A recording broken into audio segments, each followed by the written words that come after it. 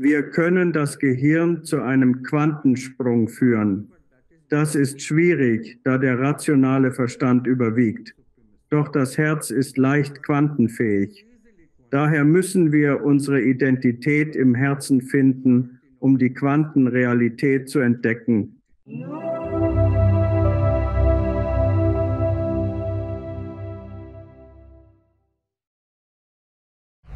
Ich begrüße Dr. Amit Goswami in der Show.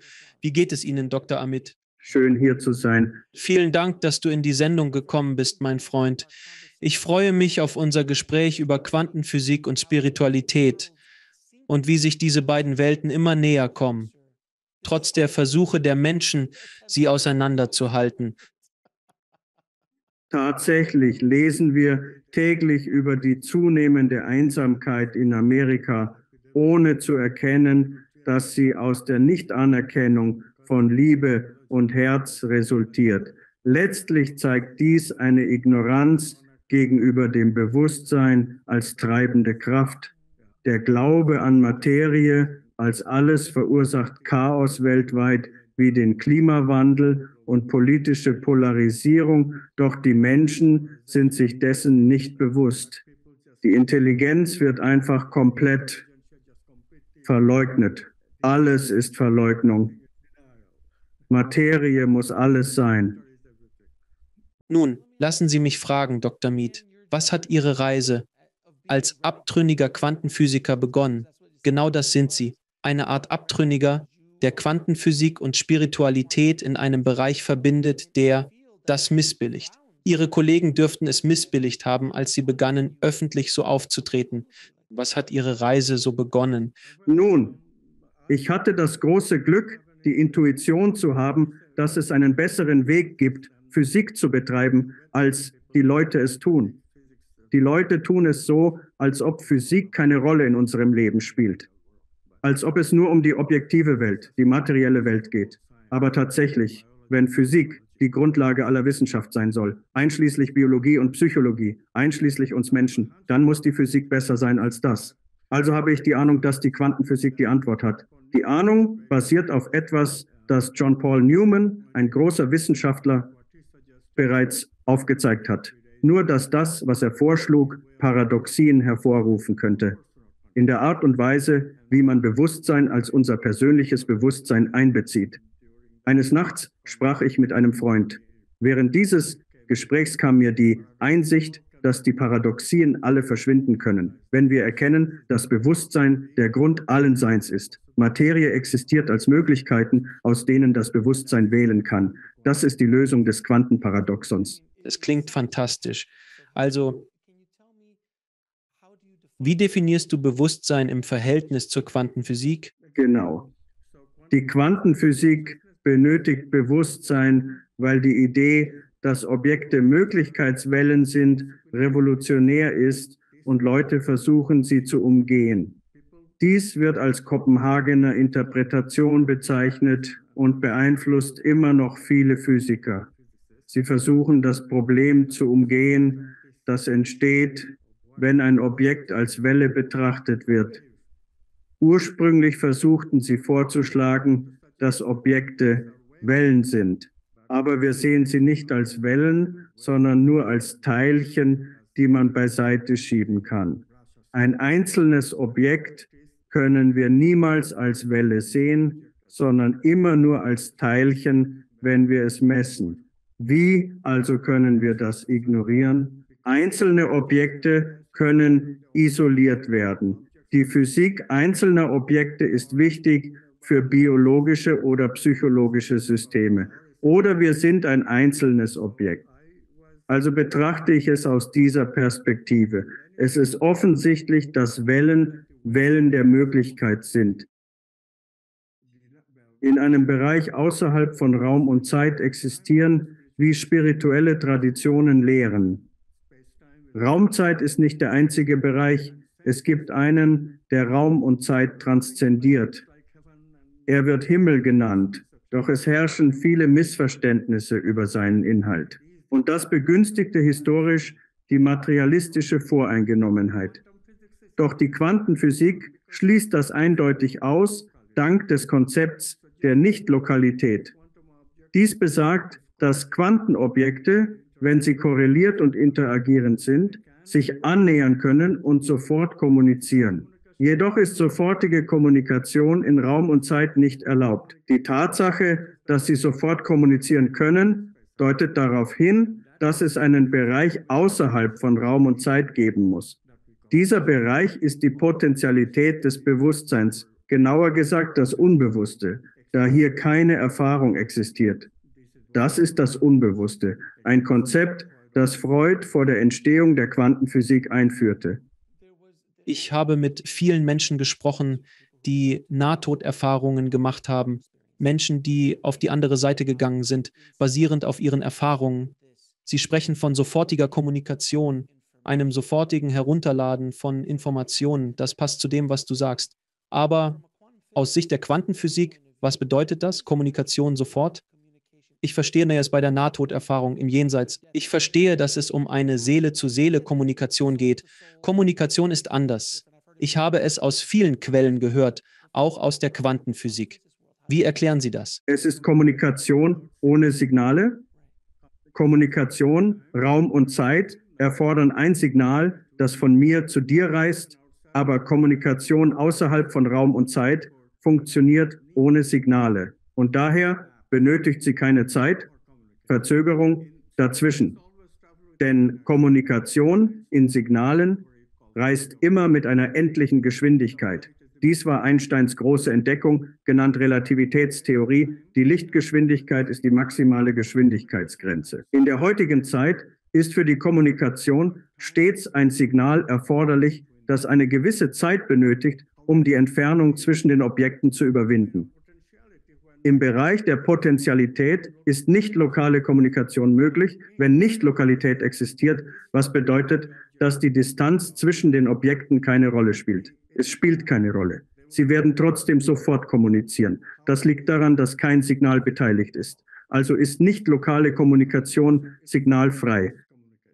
Ist das also die Grundlage der Quantenverschränkung? Das ist die Grundlage, die wir Quantenverschränkung nennen. Dies ist das Phänomen, das wir Quantenverschränkung nennen. Können Sie erklären, weil Sie und ich verstehen es beide. Ich meine, ich kann nicht sagen, dass ich Quantenverschränkung verstehe, aber ich verstehe einige der grundlegenden Ideen davon. Können Sie es dem Laien erklären, was revolutionär ist, Zitat und Zitat, Spukhaftigkeit, die Einstein als spukhafte Physik bezeichnete? Was genau passiert und warum ist es so revolutionär in der Idee der Quantenphysik und Quantenmechanik? Einstein nannte es unheimlich, weil für Einstein, der die Relativitätstheorie entdeckte, ist es zwingend, dass alles im Raum und in der Zeit geschieht. Einstein konnte sich nichts außerhalb von Raum und Zeit vorstellen. Deshalb nannte er eine solche Kommunikation unheimlich. Sobald man akzeptiert, dass es ein außerhalb von Raum und Zeit gibt, ein Bereich der Potentialität, wie wir es nennen, existiert die Unheimlichkeit nicht mehr, da es innerhalb von Raum und Zeit liegt, wo die Regel gilt, dass man die Lichtgeschwindigkeit nicht überschreiten kann, um zu reisen. Aber außerhalb der Raumzeit gibt es keine solche Regel. Und daher ist jede Geschwindigkeit, einschließlich unendlicher Geschwindigkeit, möglich. Und so kann Kommunikation mit unendlicher Geschwindigkeit sofort erfolgen. Das ist überhaupt nicht unheimlich, weil die Kommunikation durch den Bereich der Potentialität erfolgt. Und denken Sie an diese beiden Objekte. Sie können durch Raum und Zeit kommunizieren, sie können auch außerhalb von Raum und Zeit kommunizieren. Denn soweit ich verstehe, bei der Quantenverschränkung, wenn etwas mit einem Neuron oder Elektron hier passiert und du es auf die andere Seite des Raumes bringst, wenn hier etwas passiert, ist es verbunden und passiert sofort hier. Und sie versuchten es immer weiter wegzubewegen mit Raum und Zeit im Wesentlichen. Und egal wie weit weg ich glaube, sie haben es nicht ins All hinaus geschafft oder so etwas in der Art, konnten sie es so weit verfolgen, dass es einfach keinen Sinn mehr im materialistischen Sinne ergibt. Das ist, wo du Verheddern sich. Denken Sie an das Elektron als möglich. Elektron, Sie sind das Reich der Potentialität. Wenn sie sich weiter voneinander entfernen, potenziell immer weiter. Keines der Elektronen ist noch manifestiert. Okay, die Messung manifestiert das Elektron. Aber die Manifestation wird zeigen, dass sie vor der Manifestation kommunizieren. Wie? Weil egal wie ein Elektron manifestiert wird, das andere Elektron damit korreliert ist. Die Verschränkung kann nicht geleugnet werden. Zum Beispiel, wir sagen, das Pionierelektron dreht sich in diese Richtung. Dann muss sich das andere in die entgegengesetzte Richtung drehen. Aber wie weiß das Elektron aus der Ferne ohne ein Signal? Das ist das Rätsel, das die Einsteinsche Relativitätstheorie nicht beantworten kann. Es kann nicht im Raum und in der Zeit geschehen. Also muss es durch diese Domäne außerhalb von Raum und Zeit geschehen. Das ist das Ganze. Und was uns verwirrt ist, dass wir immer noch denken, dass alles im Raum und in der Zeit ist. Nein, wenn du nicht hinsiehst, werden Quantenphysikobjekte zu Potentialitätsbereichsobjekten. Es ist so interessant, weil ich immer wieder auf die Nahtoderfahrungen zurückkomme, bei denen mir die Leute erzählen, ich frage immer, wie ist die Zeit dort? Und sie sagen, es gibt keine Zeit. Es gibt keine Zeit. Die 1 Minute hier könnte 2 Wochen dort sein, wenn man versucht, es zu messen. Man kann nicht darüber sprechen, weil Zeit zu einer Möglichkeit wird. Es ist nicht mehr die reale Zeit, wie wir sie haben. Objekte in der Physik. Aber es bringt deinen Kopf zum Rauchen, wenn du anfängst, über solche Dinge nachzudenken, weil wir in dieser Art von Raum- und Zeitbereich verankert sind, wenn du so willst. Und darüber hinaus zu denken. Es ist irgendwie so. Die Frage ist wie, nun, Gott war schon immer da, hatte nie einen Anfang und kein Ende. Oder die Ursprungsenergie hatte nie einen Anfang. Für uns ist das unmöglich, weil für uns alles einen Anfang und ein Ende hat. Also, wenn du anfängst, darüber nachzudenken, fängt dein Kopf nach einer Weile an zu schmerzen. Eine Sache, die ich dich fragen wollte, und ich habe das gehört, und ich würde gerne deine Gedanken dazu hören, dass die Ausdehnung des Universums schneller ist als die Lichtgeschwindigkeit im Raum und in der Zeit. Stimmt das? Nein. Diese Dinge sind sehr schwierig, um es so zu sagen. Es ist das Ergebnis sehr komplexer Theorien, über die wir sprechen. In der allgemeinen Relativitätstheorie können solche Aussagen gemacht werden, aber in Wahrheit haben sie nichts mit dem zu tun, worüber wir sprechen. Sicher, das ist etwas völlig anderes. Wir sprechen über einen Ort und eine Zeit, wo der Raum nicht geformt ist. Und daher sind all diese Fragen Nebensachen. Im Vorhandensein von gekrümmtem Raum kann es eine Geschwindigkeit geben, die schneller ist als die Lichtgeschwindigkeit. Das sind andere Themen. Auf der Erde führen wir dieses Experiment durch. Hier gibt es keine Raumkrümmung, um solche Fragen zu rechtfertigen. Es besteht ein Konflikt zwischen Quantenphysik und allgemeiner Relativitätstheorie, der noch nicht gelöst ist. Aber das ist ein Problem von hohem Niveau der Physik, relevant nur für die Kosmologie. Also sollten wir diese Probleme von diesem Problem trennen. Das betrifft Probleme direkt auf der Erde. Dinge wurden durch Kilometer getrennt. Wir haben ein Experiment aufgebaut, getrennt durch Kilometer, und festgestellt, dass Objekte sich schneller als Licht bewegen. Keine Raumkrümmung. Dieses Argument können Sie hier nicht anführen. Also, woher kommt diese schnellere als Lichtkommunikation? Und es muss Quantennichtlokalität sein, laut einem Bereich außerhalb von Raum und Zeit. Denn in Raum und Zeit könnte das nie passieren. Nun, lassen Sie mich das fragen. Warum glauben Sie, weil Sie sind oder waren in der Maschine? Warum glauben Sie, dass Materialismus und Materialisten so schwer damit tun, diese offensichtlichen, beweisbaren Fakten über das, was passiert in unser ganzes Gespräch, und sie ignorieren es einfach. Sie sagen einfach, es ist unheimlich, verwenden abwertende Worte, weil sie sich nicht damit auseinandersetzen wollen. Es wirft ihre gesamte Grundlage ihrer Theorien über den Haufen.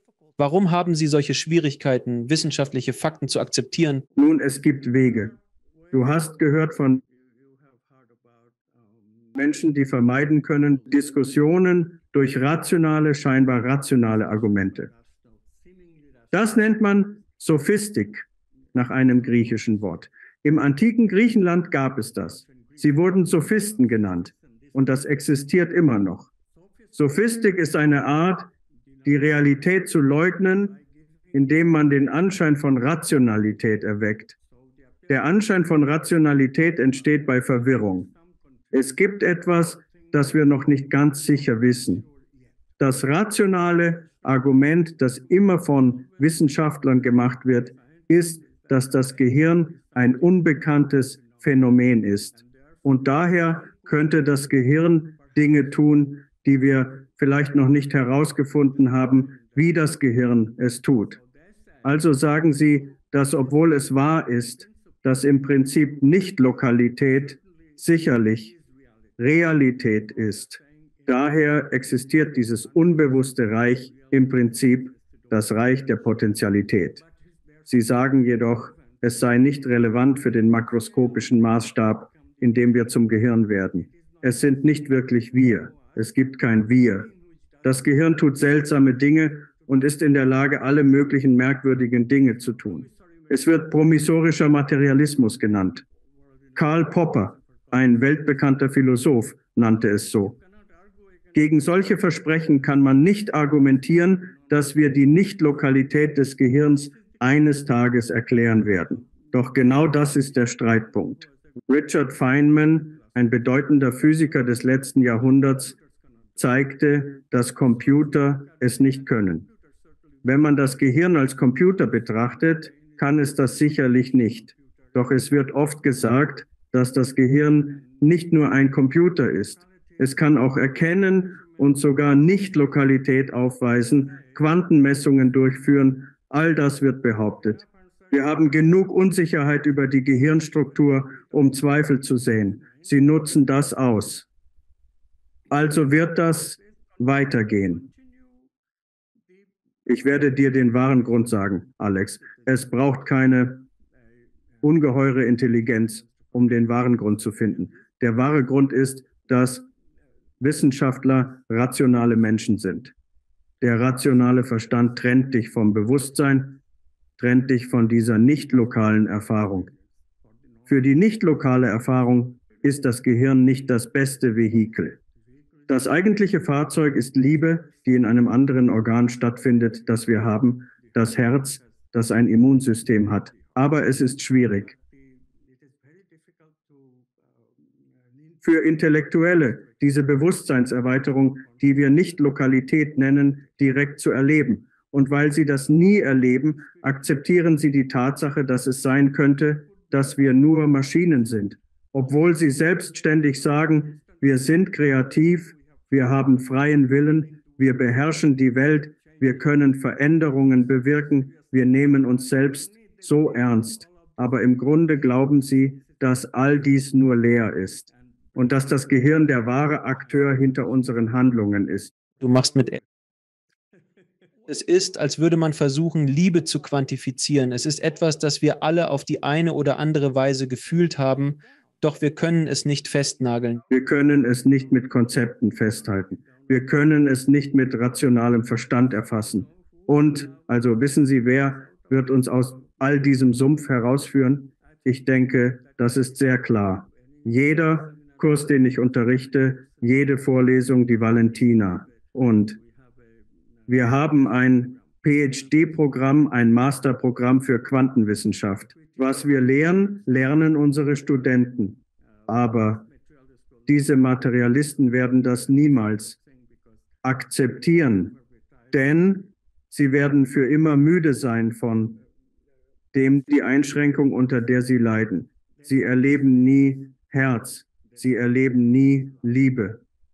Es ist bekannt, dass nur sehr wenige Rationalisten jemals das Ausmaß dessen erfahren haben, was wir Liebe nennen. Aber Frauen tun das und Frauen strömen zu unseren Kursen. Die Mehrheit, 80%, die so zur Quantenphysik gelangen.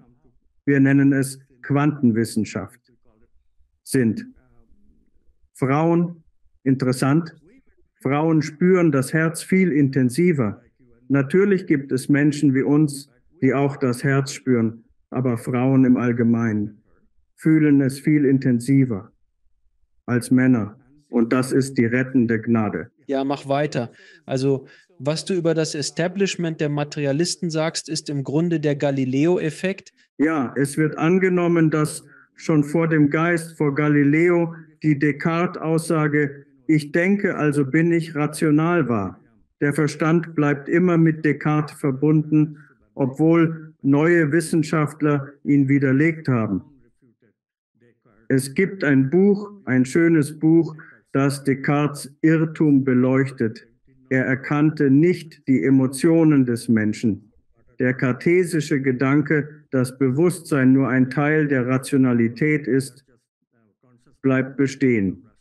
Denken, das ist der große Block. Nun, man könnte auch argumentieren, dass Tiere auf einer anderen Ebene denken. Vielleicht nicht so ausgeklügelt wie wir, aber es gibt Bewusstsein, ähnlich wie bei einem Grashalm. Und wir müssen die Sprache klären. Alex, wir wussten, bei all diesem Verständnis, du benutzt das Wort denken. Nein, Tiere denken nicht anders. Tiere denken überhaupt nicht. Aber Tiere fühlen. Und fühlen reicht für Kognition. Wenn ich dich direkt fühle, mag ich das Gefühl entweder oder ich mag es nicht. Aber ist das Kognition oder nicht? Ist es auch eine Kognition? Ich erkenne, dass ich dich mag. Also umarme ich dich oder ich mag dich nicht. Also stoße ich dich ab, richtig? Kognition. Man kann also mit Gefühl erkennen. Und das ist typisch für Tiere. Ihr Verhalten zeigt deutlich, ob sie mögen oder nicht, aber es ist kognitiv. Ein Haustier, ein klares Beispiel. Sie gehen zu manchen Menschen, die sie erkennen. Ich mag das. Und sie meiden manche Menschen mit einer Katze. Es ist sehr klar. Sehr klar bei einer Katze und genauso eindeutig bei einem Hund. Ohne Frage. Lassen Sie mich also fragen, diese Idee, und hier möchte ich den Bogen zur Spiritualität spannen, weil ich es faszinierend finde, das Reich von Zitat und Zitat jenseits des Schleiers, die andere Seite, wohin wir nach dem Tod gehen. Ist das die Idee von Multiversen, die Idee anderer Reiche? Wie funktioniert das innerhalb der Struktur der Quantenphysik oder nicht? Es ist wirklich wieder eine weitere falsche Fährte. Andere Universen. Die Frage stellt sich nicht einmal, es sei denn, man denkt in sehr großem Maßstab an Dinge. Andere Universen können per Definition nicht mit diesem Universum in irgendeiner Weise kommunizieren. Also der Punkt ist, dass wenn die Situation mit den anderen Universen einfach nicht Teil dieses Dialogs ist, was passiert, ist, dass das Gehirn einer Person außer Gefecht gesetzt ist. Das Herz hat versagt. Die Person, das Gehirn funktioniert nicht. Es gibt keine Gehirnaktivität. Schlechte Gehirnaktivität mehr. Das EEG zeigt eindeutig 0. Richtig? Also ist das Bewusstsein hirntot. Das Gehirn ruft kein Bewusstsein mehr hervor. Die Person ist hirntot. Also kommt diese Person jetzt nach einer Weile zurück, wenn das Gehirn wiederbelebt wird und sagt, oh, ich hatte all diese Erfahrungen, die unmöglich durch meine vergangenen Erfahrungen erklärt werden könnten. Diese Erfahrungen waren nicht in meinem Gehirn. Zum Beispiel erlebte ich mich selbst, wie ich an der Decke schwebte und meinen Körper bei der Operation beobachtete. Das konnte nicht schon in meinem Gehirn sein. Es sei denn, wir erkennen bereits Präkognition oder so etwas an, was Wissenschaftler auch nicht tun.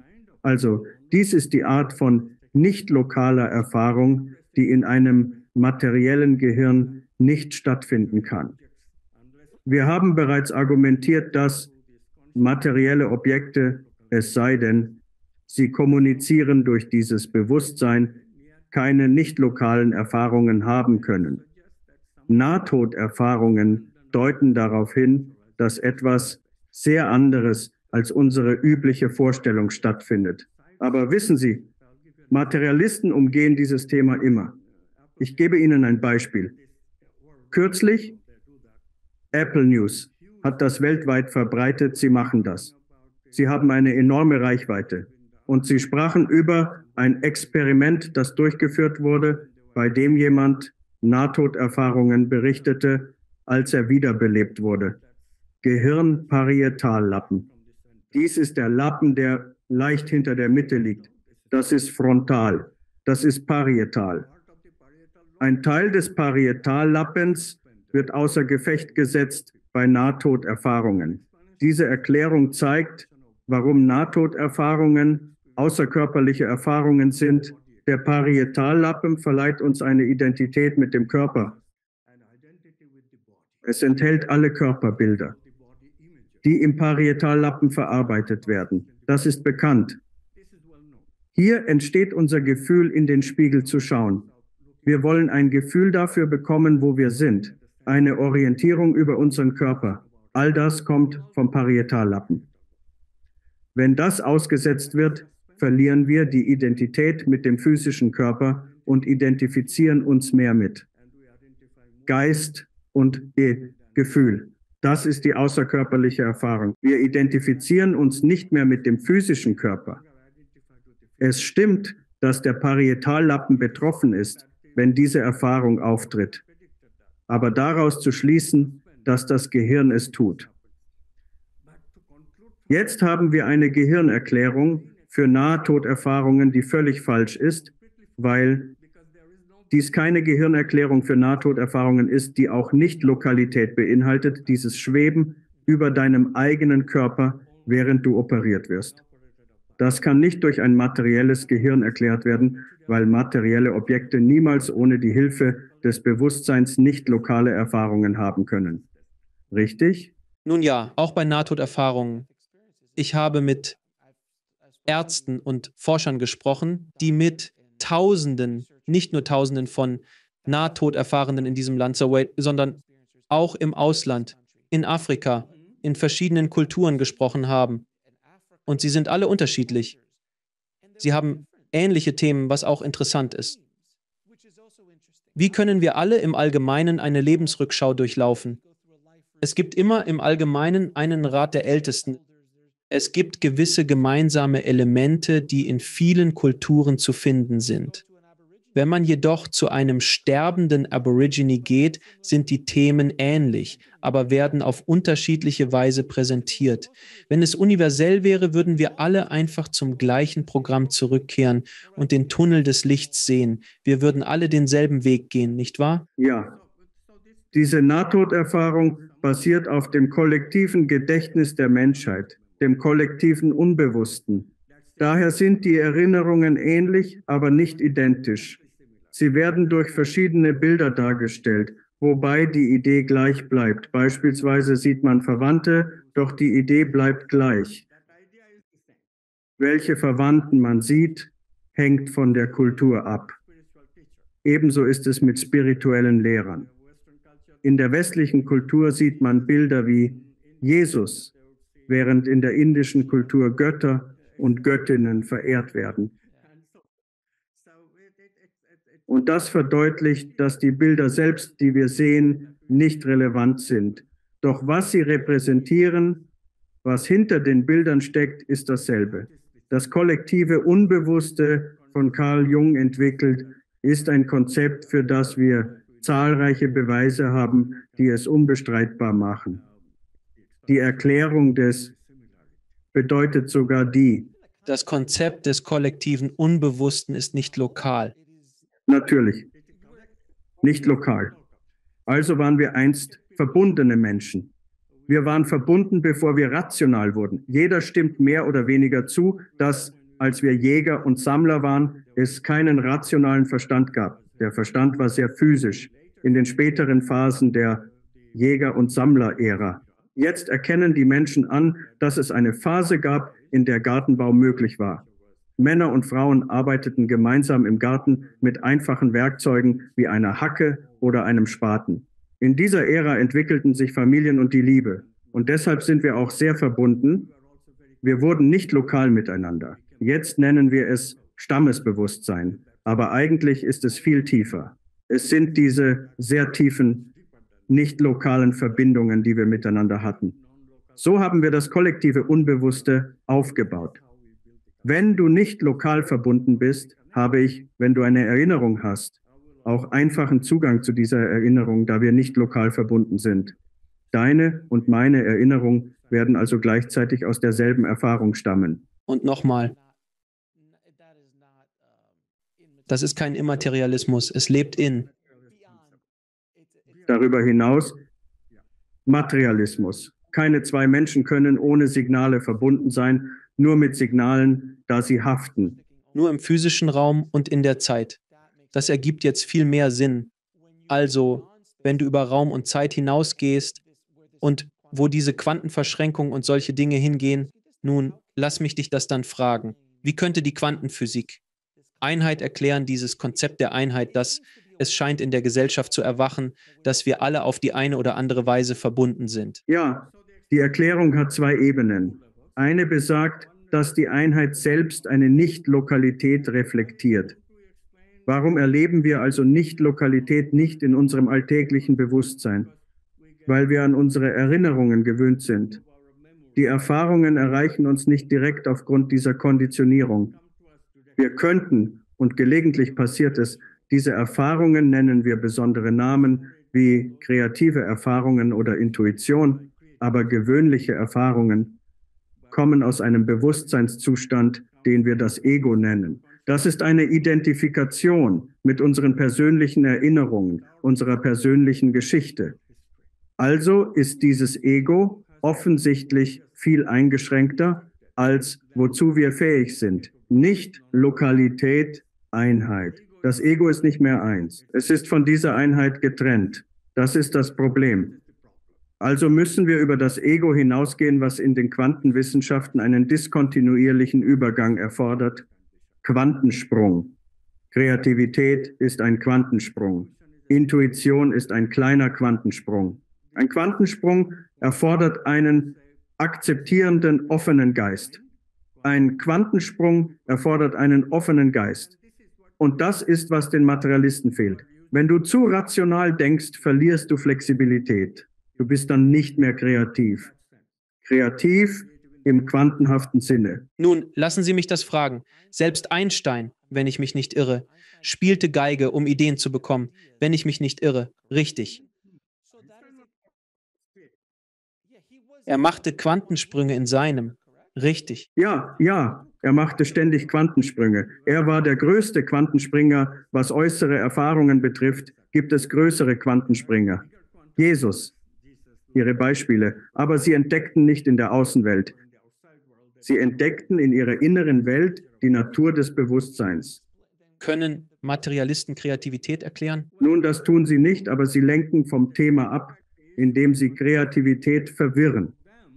Für sie entsteht Kreativität durch eine Neuanordnung des vorhandenen Wissens im Gehirn. Also für sie. Aber das ist auf eine Weise schön. Alex, schau dir das an. Diese KI-Programme wie Chat.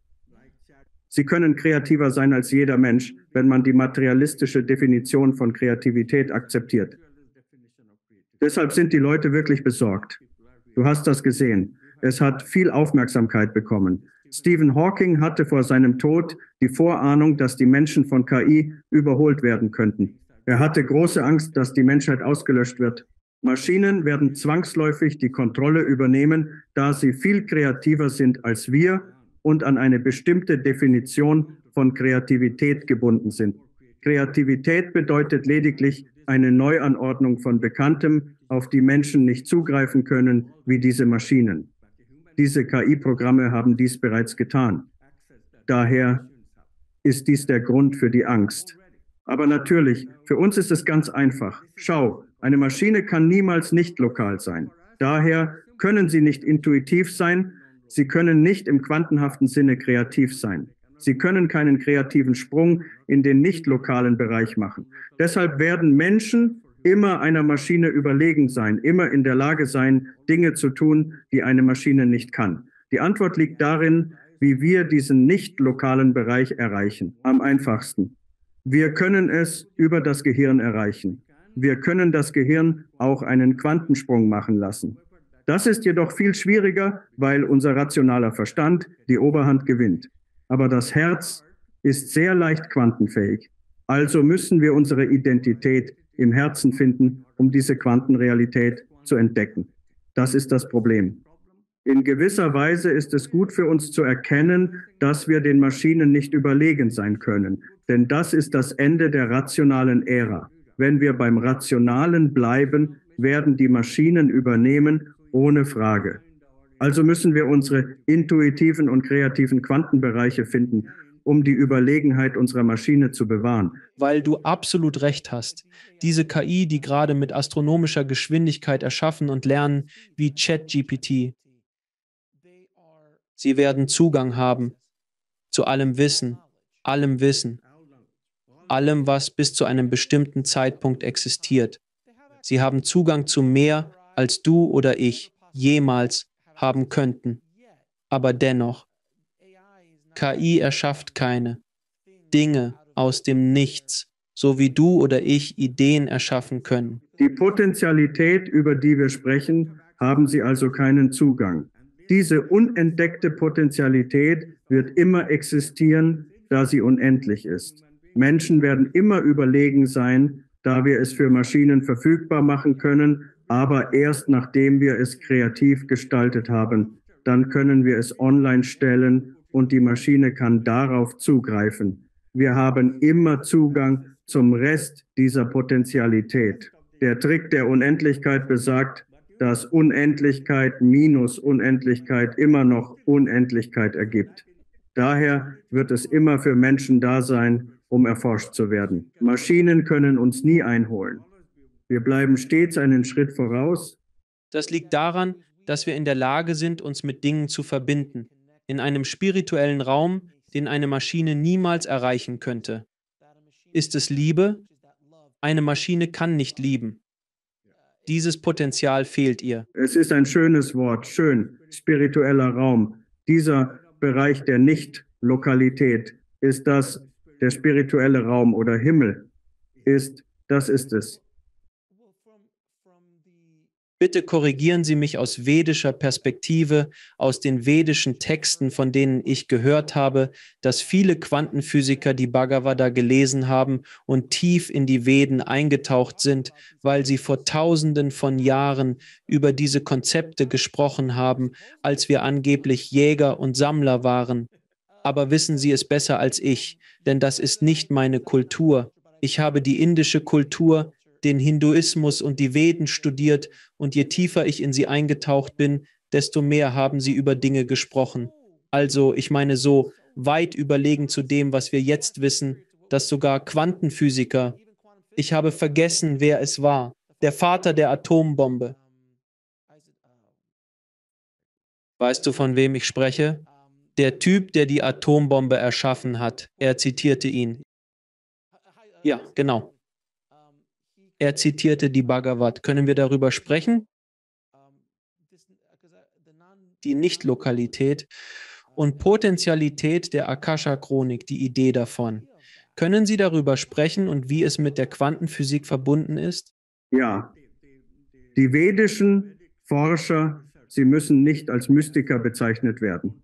Sie waren Forscher des Bewusstseins. Sie hatten keine materiellen Kenntnisse, materielle Instrumente wie Teleskope waren nicht verfügbar. Also konnten sie die Materie nicht studieren, aber sie konnten meditieren.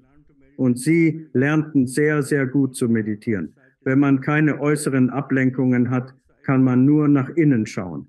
Als Forscher tauchst du tief ein, um das Innere zu erforschen. Durch Meditation und Kreativität haben sie diese Bewusstseinszustände entdeckt, die wir heute erforschen und erklären. Es gibt nichts in den Veden, das nicht von der Quantenphysik erklärt werden kann. Die Quantenphysik erklärt alles in den Vedantas. Das ist die mächtige Kraft, die wir entdeckt haben. Es hat uns 7000 Jahre gedauert, aber endlich haben wir das Bewusstsein so verstanden, wie diese Forscher es beschrieben haben. Einige von uns haben es sogar teilweise erlebt. Ich behaupte nicht, erleuchtet zu sein wie Jesus oder Buddha, aber ich behaupte, die Erfahrung der Einheit gemacht zu haben. Das ist nicht so abwegig, wie die Leute denken. Abraham Mazda und Carl Jung beschrieben ähnliche Erfahrungen. Diese Erfahrungen sind also nicht so ungewöhnlich, sie sind ziemlich häufig. Tatsächlich hat meine Kollegin Palatin Honestor, meine Mitautorin, auch Nicht-Lokalität und Einheit erlebt. Diese Einheitserfahrung, wenn man sie hat, bedeutet, dass man sich selbst viel größer, viel liebevoller und viel inklusiver gegenüber anderen erlebt. Was bedeutet das Einschließen? Meine Fähigkeit, einen anderen in mein Bewusstsein einzuschließen, erweitert mein Bewusstsein. Hier bin ich, nur ich. Dann schließe ich dich ein. Das erweitert mein Bewusstsein, denn ich sorge mich um dich wie um mich selbst. Diese Erweiterung des Bewusstseins ermöglicht es uns, spezielle Momente unendlich oft zu erleben. In diesem Moment der Erkenntnis erkannte ich, dass ich jeden lieben kann. Diese Fähigkeit, jeden zu lieben, hielt 2 volle Tage an, bevor sie verblasste. So lässt es mich keinen Zweifel, dass ich etwas sehr Reales erlebe. Wie bist du dorthin gekommen? Wie hast du es geschafft? Ich musste eine 7-tägige Meditation machen, ununterbrochen während aller wachen Stunden, um dorthin zu gelangen. Es gestaltet sich schwierig, den meditativen Prozess jedes einzelnen Zeitmoments zu beschreiben. Ein Teil davon geschieht unbewusst, ein anderer Teil bewusst, ein Dubi-Du-Prozess. Dennoch blieb ich hartnäckig und entschlossen, dies so lange fortzuführen, wie es erforderlich war. Am 7. Tag, an dem ich das tat, verließ ich mein Büro an der Universität, wo ich arbeitete. Draußen waren Wiesen und ich ging zwischen den Bäumen spazieren. Oregon ist wunderschön. Plötzlich wurde die Welt eins mit mir. Denn ich erlebte, dass man es nie wirklich verstehen kann, wenn man es nicht selbst erlebt hat. Aber das ist die einzige Möglichkeit, es zu beschreiben. Ich werde eins mit allem. Lassen Sie mich fragen, glauben Sie, dass es mehr Menschen wie Sie gibt, mehr Quantenphysiker und Materialisten, die anfangen, auf diese Seite zu kommen, um Dinge zu erklären und diese Ideen zu akzeptieren, diese neue Generation, die heranwächst? Es gibt Quantenphysiker. Henry Stubb, kürzlich verstorben, schrieb ein Buch ähnlich meinem. Casey Blood, ein Buchautor, war Professor in Rutgard und ist nun im Ruhestand. Es gibt viele Quantenphysiker, aber noch viel mehr davon. In der transpersonalen Psychologie. Tanger zum Beispiel, Carolu hat ihn vielleicht schon erwähnt, Assagioli, das ist ein Italiener, großartiger transpersonaler Psychologe, Horida Chowdhury, ein weiterer transpersonaler Psychologe.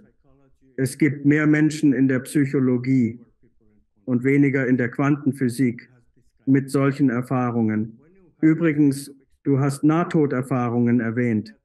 All diese Nahtoderfahrungsleute wie Raymond Moody, der es erforscht hat, verstehen Quantenphysik perfekt. Für sie ist es einfacher. Für Menschen, die nur Rationalisten sind, ihr ganzes Leben lang Mathematik verwenden und nicht über Mathematik hinausgehen können. Es ist sehr schwer für sie. Also habe ich keinen Groll gegen irgendjemanden, warum sie das nicht akzeptieren können. Ich bete nur dafür, dass sie sich öffnen. Kreative Menschen wie Richard Feynman können es. Gegen Ende seines Lebens besuchte er das Esseln-Institut, ein Mekka der Bewusstseinsforschung. Also, die beiden Großen. Wenn Einstein jetzt noch leben würde, wäre er sicher in der Bewusstseinsforschung aktiv. Aber leider sind heute die Menschen, denen wir den Nobelpreis verleihen, anders als in früheren Zeiten, als die Menschen wirklich kreativ waren. Bitte korrigieren Sie mich, wenn ich falsch liege. Wurden nicht auch Nobelpreise an theoretische Physiker und Quantenphysiker vergeben? Bis zu einem gewissen Punkt, ja. Heutzutage erhalten oft nur Experimentatoren den Nobelpreis, die ein sehr begrenztes Experiment durchführen. Dieses Jahr wurde der Nobelpreis jedoch an den Entdecker der Nichtlokalität verliehen. Genau, das dachte ich. Das ist eine Ausnahme. Endlich nach 40 Jahren haben wir den Nobelpreis an Aspe vergeben. Alain Aspect, maßgeblich an der Entdeckung der Nichtlokalität beteiligt. Lassen Sie mich das fragen, wenn das der Fall ist. Der Nobelpreis ist der ultimative Preis in der Welt der Physik. Sendet das nicht ein Signal? Es sollte helfen. Es sollte helfen. Es sollte helfen. Aber wir müssen weitergehen, weil es immer noch diese Barriere gibt. Materialisten können immer sagen, das Gehirn ist makroskopisch, hat hohe Temperatur oder ich habe bereits bewiesen, dass das Gehirn tatsächlich Bewusstsein hervorrufen kann und daher Nicht-Lokalität im Bewusstsein erfährt. Man muss die Quantenmesstheorie richtig verstehen. Aber diese Argumente werden von den Materialisten immer noch nicht akzeptiert.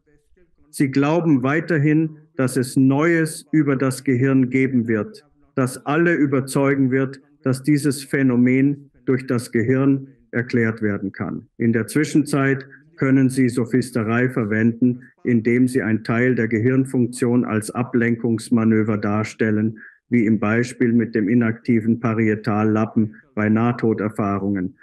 Deshalb sagen wir, wir haben die materielle Erklärung gefunden, deshalb erleben wir Nahtoderfahrungen. Das erklärt jedoch nicht die gesamte Nahtoderfahrung, insbesondere die Nichtlokalität, die Sie berichten. Sie konnten Ihren eigenen Körper während der Operation sehen. Wie könnten Sie das ohne Nichtlokalität sehen? Und auch überprüfbar, da Sie den Ärzten mitteilen konnten, was sie taten. Es gibt einfach keinen Weg. Es gibt keine Möglichkeit. Sie könnten es aus allgemeinen Überlegungen herausfinden. Genau. Also dann ein perfektes Beispiel für das, worüber wir sprechen, ist der Placebo-Effekt im medizinischen Bereich. Es ist unerklärlich, es ist unheimlich und Sie können es nicht begreifen, weil Sie nur in der materialistischen, weltlichen Denkweise der Ärzte feststecken. Gott segne Sie. Wenn ich angeschossen werde, reibt mir kein Blatt drauf. Die moderne Medizin ist erstaunlich, ne? Aber sie kann mehr als Materialisten denken. Der Placebo-Effekt ist ein gutes Beispiel. Ja, der Placebo-Effekt zeigt Geist über Materie. Aber den Effekt überhaupt Placebo zu nennen, das ist fragwürdig. Ich nenne es Placebo-Effekt, wenn es eine Anomalie ist, wie der Geist oder eigentlich das Bewusstsein. Wir verwenden nur das Wort Geist, um uns zu verwirren. Das Wort Geist ist nicht Bewusstsein. Geist ist ein Aspekt des Bewusstseins. Bewusstsein nutzt den Geist, um physischen Objekten und anderen Objekten Bedeutung zu geben. Bewusstsein geht über sowohl Materie als auch Geist hinaus. Das ist der Punkt. Aber der Materialist verwirrt alles mit kartesianischen Begriffen. Descartes sagt, der Geist ist Bewusstsein. So beginnen wir zu denken. Der Geist wird stets mit dem Gehirn assoziiert. Und daher, es könnte ein Gehirnphänomen sein. Und Sie zitieren neurowissenschaftliche Ergebnisse als Beispiel dafür, dass wir denken. Und heute können wir Dinge durch Denken bewegen. Wir können diese Ströme erzeugen, diese Ströme verstärken und sie können Objekte bewegen oder wir können sie in gesprochene Worte umwandeln. Wir können unsere mentalen Gedanken in Worte umwandeln, die ein Computer sprechen wird. So schaffen wir die Verwirrung, als ob unser Geist von unserem Gehirn erschaffen wird. Aber der Punkt ist folgender.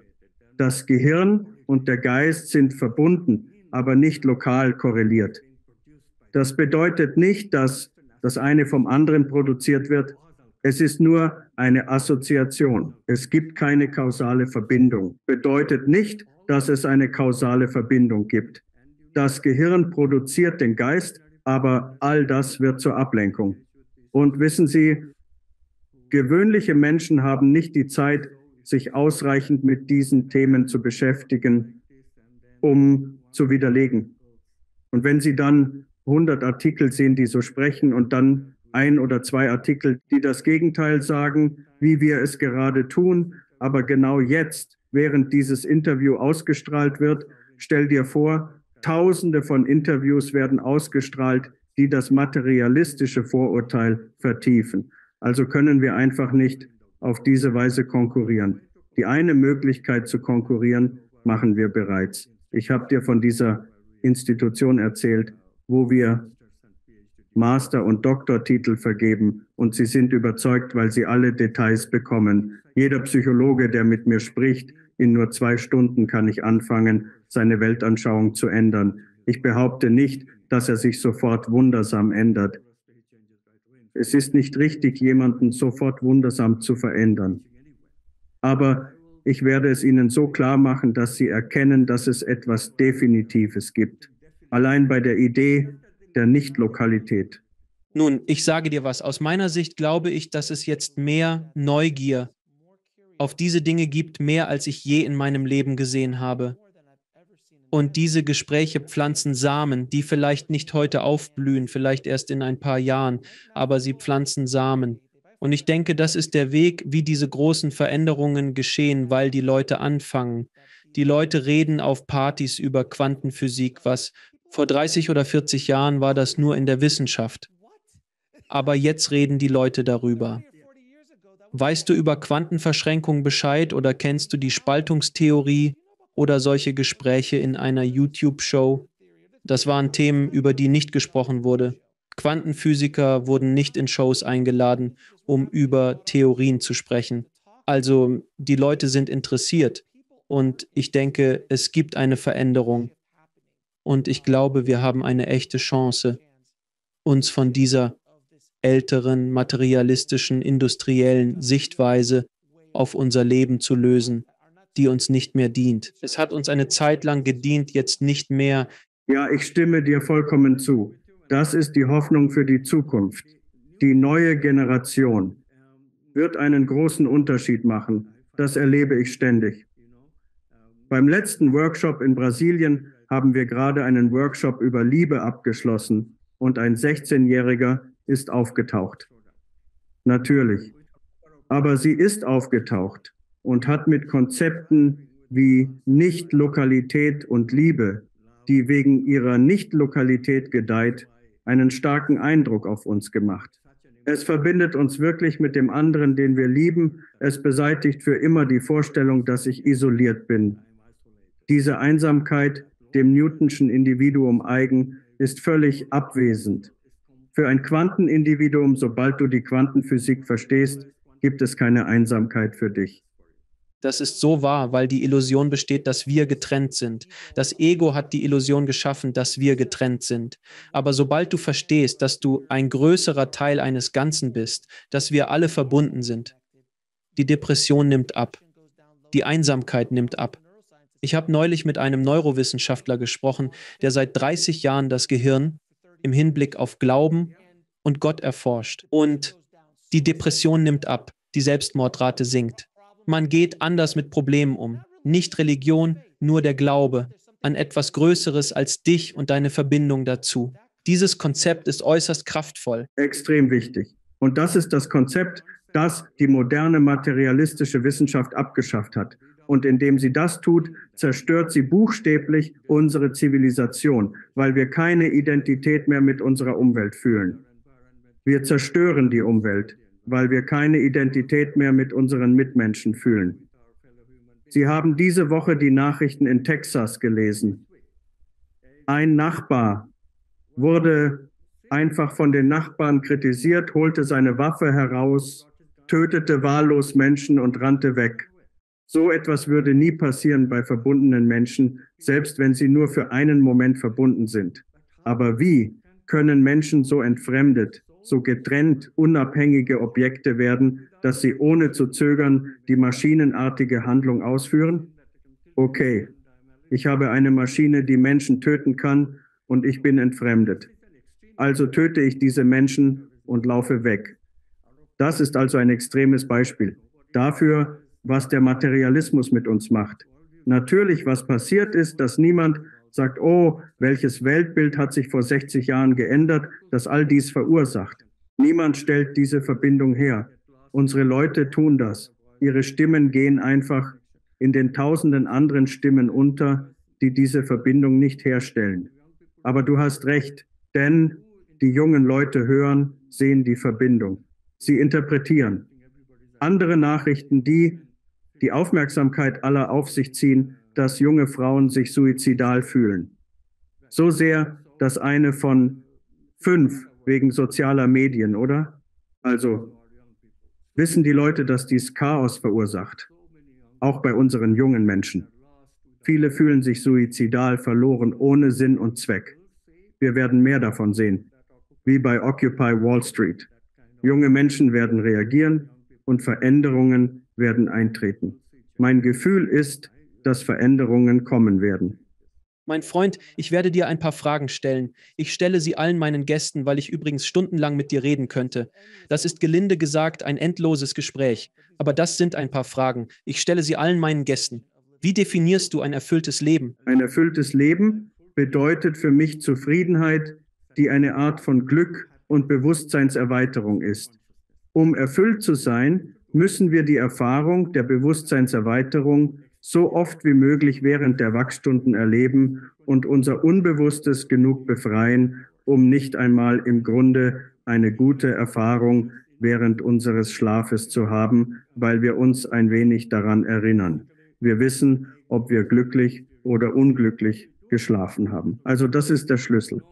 Gemeinsam mit der Psychologin Sunita Patani habe ich eine Glücksskala entwickelt, die zeigt, dass spirituelle Arbeit, Meditation, Kreativität und Ähnliches zu einem Zustand immer größerer Glückseligkeit führen. Menschen können dadurch die Fähigkeit entwickeln, mehr Zufriedenheit in ihrem Leben zu erfahren, ihr Bewusstsein zu erweitern, andere einzubeziehen und frei von körperlichen und geistigen Krankheiten zu sein. Und nicht nur das, sie können beginnen, die Leiter des Glücks zu erklimmen. Wenn du in der Zeit zurückreisen könntest und mit deinem jüngeren Ich sprechen würdest, welchen Rat würdest du ihm geben, wenn ihr in eine Zeitmaschine steigt und über Physik sprecht? Nun, ich würde sagen, schau, versuche deine Weltanschauung so schnell wie möglich zu ändern, denn das zeigt dir, wie man richtig lebt. Ich war völlig isoliert als Intellektueller, bis ich 37 war. Dann kam die Intuition. Seitdem habe ich die totale Abhängigkeit von Intellektualität aufgegeben. Das ist wirklich der Schlüssel. Auch für einen Intellektuellen gibt es andere fesselnde Dinge. Es gibt also auch andere Arten, verrückt zu werden. Als Intellektueller weiß ich, dass es ein Zustand ins Nichts ist, weil man von Bewusstsein, Liebe, seinem eigenen Körper getrennt wird. Das führt nur zu Einsamkeit und Unglück. Einstein beklagte sich gegen Ende seines Lebens bei seinem Freund: Du hast etwas gefunden, das ich nie gefunden habe, nämlich Liebe. Schau dir diese Person an, die größte, kreativste Person, die wir anerkennen, was äußere Kreativität betrifft, und gesteht ein, dass ich unglücklich bin, ich bin unglücklich und ich bin unglücklich. Das Schicksal jedes Materialisten, Rationalisten ohne Ausnahme. Wie definierst du Gott oder die Quelle? Nun, das ist das Einheitsbewusstsein, von dem Sie sprechen. Wir können sehr verwirrt werden, wenn wir Gott in Bildern darstellen. Aber wenn wir das nicht tun, wenn wir akzeptieren, dass es sehr abstrakt sein muss, nichts, das ich sehen und visualisieren kann, weil es der Grund allen Seins ist, also keine voreiligen Bilder machen, oder wenn doch, erkennen, dass dies nur ein Teil von Gott ist, nur ein Archetyp, der uns zu Gott führt. Das beste Wort, das wir finden können, ist nicht Lokalität, nicht lokale Einheit, Einheit ohne Signalübertragung. Was ist der ultimative Lebenszweck? Okay, der ultimative Zweck des Lebens ist es daher, diesen Teilen Gottes, genannt Archetypen, mit Werten zu folgen, die uns zu Gott führen werden, nämlich Liebe, Schönheit, Gerechtigkeit, Wahrheit, Ganzheit, natürlich auch Macht, auch Fülle. Diese Dinge gehören auch dazu, aber man muss Macht mit Liebe kombinieren, Fülle mit Liebe. Also ist Liebe ein sehr entscheidender Punkt, der uns unterscheidet. Menschen können nach Reichtum ohne Liebe streben.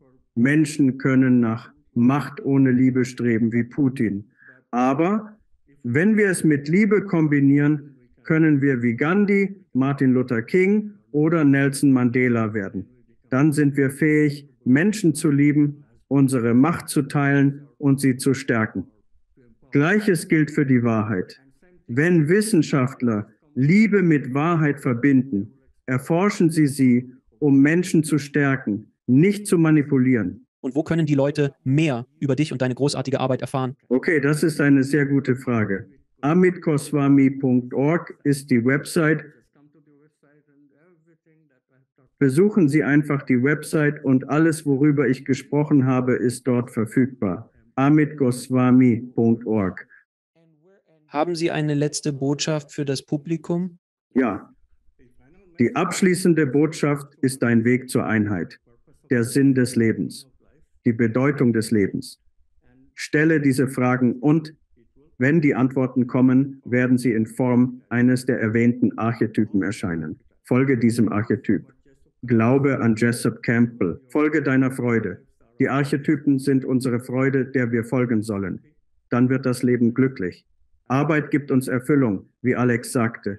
Diese Archetypen, ein sinnvolles Leben, gibt uns Erfüllung. Dr. Mead, vielen Dank für das Gespräch.